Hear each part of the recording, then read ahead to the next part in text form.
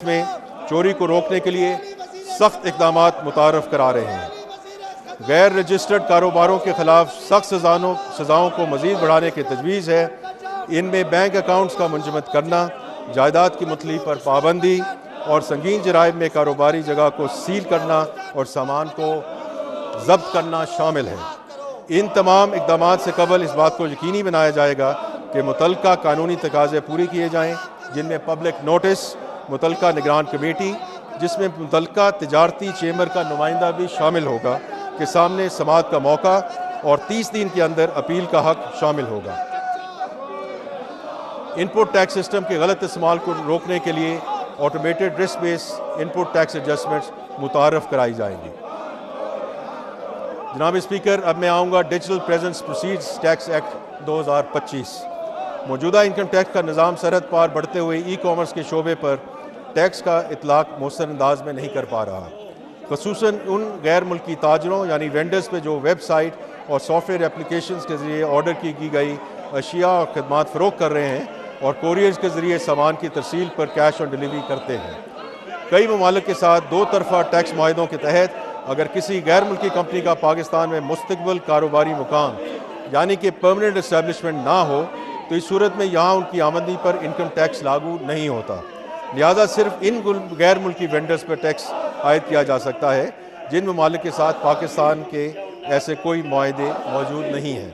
اس ضمن میں کئی ممالک پہلی ڈیجیٹل سروسز ٹیکس متعارف کروا چکے ہیں تاکہ ان غیر ملکی تاجروں سے ٹیکس وصول کیا جا سکے جو غیر ملک میں رہتے ہیں، مقامی مارکیٹ میں محض اپنی ڈیجیٹل پریزنس کی بنیاد پر چیزیں فروخت کر رہے ہیں۔ ان ممالک کا موقف ہے کہ مستقبل کاروباری مقام کا پرانا تصور اب ان کے ٹیکس نفاذ کے حق کا تحفظ نہیں کر سکتا۔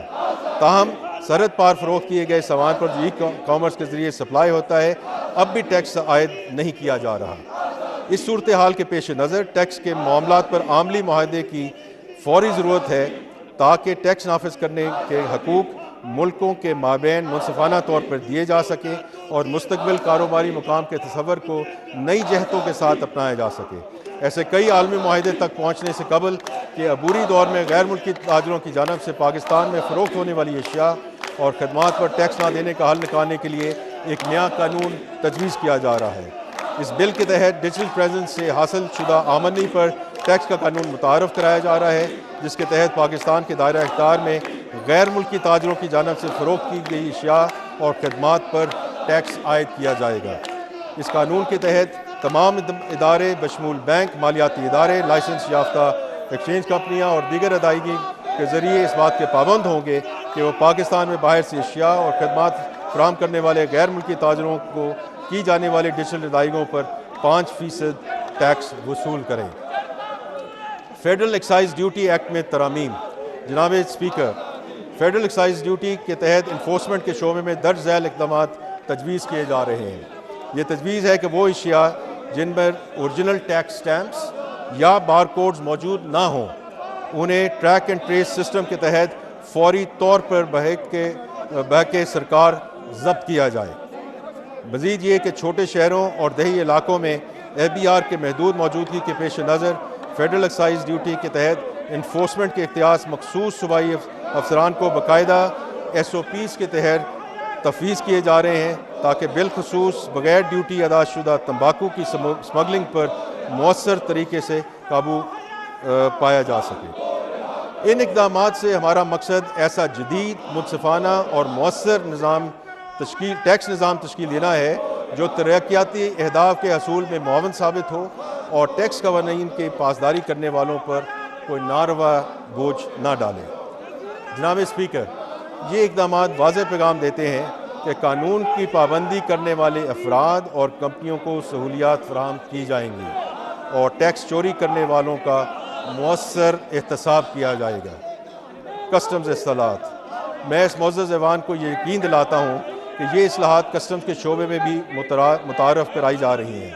جس بصیرت اور سوچ کے تحت ٹیکس نظام کو جدید بنایا جا رہا ہے، اسی بصیرت کے تحت بارڈر انفورسمنٹ، تجارت میں آسانی اور ٹیرف پالیسی کو بھی از سر نو ترتیب دیا جا رہا ہے، جس کا میں پہلے ذکر کر چکا ہوں۔ اب کسٹم صرف سرحدوں پر نگرانی تک محدود نہیں رہا، بلکہ ایک جدید ڈیٹا پر مبنی ادارہ بن رہا ہے جو ملکی معیشت کا تحفظ اور صنعت کی معاونت کر رہا ہے۔ اہم بات یہ ہے کہ اشیاء کی پری ارائیول کلیئرنس کو فروغ دینے، بندرگاہوں پر کلیئرنس میں لگنے والے وقت اور مقدمات میں کمی لانے کے لیے قانونی ترامیم کی جا رہی ہیں۔ یہ تمام اقدامات کسٹمز کو ایک شفاف، مؤثر اور ٹیکنالوجی سے آراستہ ادارہ بنانے کی وسیع تر بصیرت اور سوچ کا حصہ ہے۔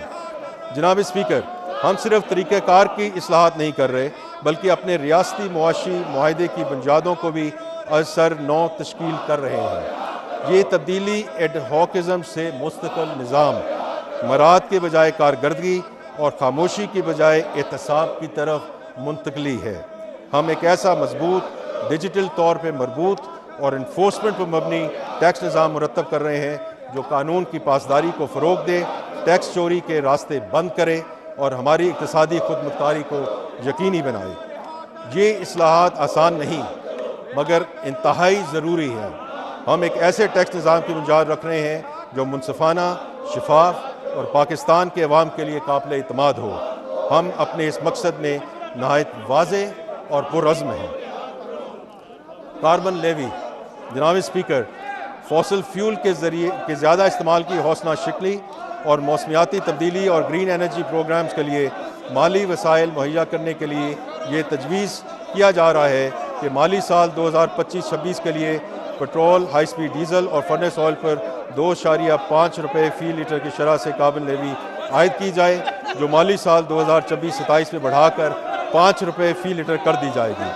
اس کے علاوہ فرنس آئل پر پیٹرولیم لیوی بھی وفاقی حکومت کی جانب سے اعلان کردہ شرح کے مطابق عائد کی جائے گی۔ توانائی کے شعبے میں گردشی قرضوں پر سرچارج کی ادائیگی۔ جناب اسپیکر، پاکستان کے توانائی کے شعبے پر ناقابل برداشت گردشی قرضوں کا بوجھ ہے جو گزشتہ مالی سال کے اختتام پر 2,393 ارب روپے تک پہنچ چکا تھا۔ اس گردشی قرضے پر کائبور کے علاوہ 2% سے 5.4% تک مالیاتی چارجز عائد ہوتے ہیں اور مالی سال 2025 میں اس کی متوقع لاگت 454 ارب روپے تک پہنچنے کا اندیشہ ہے۔ وفاقی حکومت کا ارادہ ہے کہ موجودہ مہنگی قرضوں کی ری فنانسنگ سستے اور شریعت کے مطابق بینک فنانسنگ کے ذریعے کی جائے اور اس طرح موجودہ قرض کی ادائیگی کے لیے ڈیٹ سروسنگ سرچارج کو صرف منافع یا مارک اپ کے لیے نہیں بلکہ اصل قرض کی ادائیگی کے لیے بھی استعمال کیا جائے۔ اس منصوبے کو عملی جامہ پہنانے کے لیے نیپرا ایکٹ میں ایک ترمیم تجویز کی جا رہی ہے جس سے وفاقی حکومت کو ڈی ایس ایس پر 10% سرچارج ادا کرنے کی پابندی کو کیس ٹو کیس بنیاد پر مخصوص مدت اور مقصد کے لیے بڑھانے کا اختیار حاصل ہو جائے گا۔ جناب اسپیکر، 2 اور 3 پہیوں والی الیکٹرک گاڑیوں کے استعمال کو فروغ دینے کے لیے حکومت پاکستان نے نئی انرجی وہیکل پالیسی تیار کی ہے۔ اس پالیسی کا مقصد پیٹرول اور ڈیزل پر چلنے والی گاڑیوں کے بجائے الیکٹرک گاڑیوں کو ترجیح دینا ہے تاکہ ہم ماحول کو آلودگی سے بچایا جا سکے۔ اس پالیسی کے تحت گاڑیوں کی تجاری اور فروخت کو فروغ دینے کے لیے ایک لیوی عائد کرنے کی تجویز ہے جو معدنی تیل استعمال کرنے والی گاڑیوں کی فروخت اور درآمد پر انجن کی طاقت کے مطابق مختلف درجوں پر لاگو ہوگی۔ یہ پالیسی نہ صرف پاکستان میں ماحولیاتی آلودگی کو کم کرنے میں مددگار ثابت ہوگی بلکہ ہمارے معدنی تیل کی درآمد پر انحصار کو بھی کم کرے گی۔ جناب اسپیکر، اب میں ریلیف اقدامات کی طرف آتا ہوں۔ تنخواہ دار طبقے کے لیے ٹیکس میں کمی کے ساتھ ساتھ حکومت نے اپنی مالی مشکلات کے باوجود سرکاری ملازمین کے لیے ریلیف اقدامات کا فیصلہ کیا ہے جن کی تفصیل یہ ہے۔ وفاقی حکومت کے تمام ملازمین گریڈ 1 تا 22 کی تنخواہ میں 10% اضافہ تجویز کیا